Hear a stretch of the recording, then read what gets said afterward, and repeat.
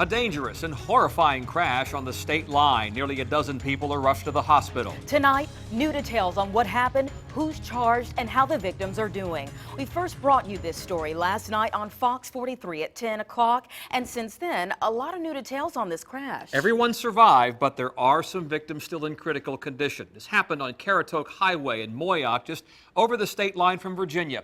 11 people were taken to the hospital. We also know that someone has been charged in this crash.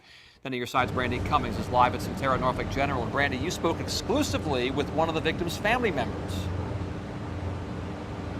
Yeah, the man I spoke to is related to 5 of the 11 victims from this crash last night. You know, dozens of folks were affected. They were stuck in traffic. We also today spoke to a man who saw the aftermath from his front yard. We were in the back of the house and this big, almost sounded like a bomb went off. He calls it the most severe wreck he's seen in front of his house in the 44 years he's lived on Caratoke Highway. 78-year-old Irving Adams, a former Moyock volunteer firefighter, showed 10 on your side what was left after the 3-vehicle wreck. The truck was over here right where this debris is at. You can see the tire tracks where it was coming down into the ditch. According to the North Carolina Highway Patrol, last night around 8:30, 24-year-old Lauren Shuddock was making a left turn from Baxter Lane Road onto Caratoke Highway but failed to yield.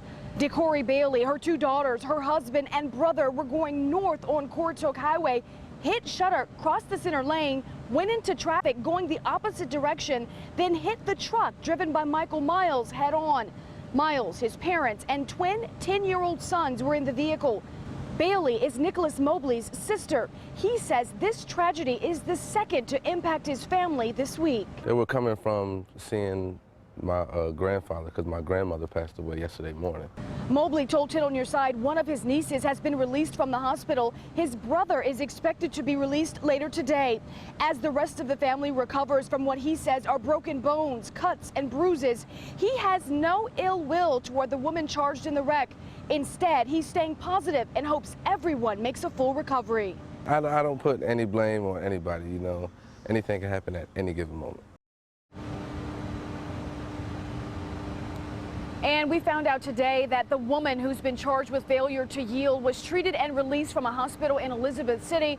At last check, 2 of the 11 victims remain here in the hospital in critical condition.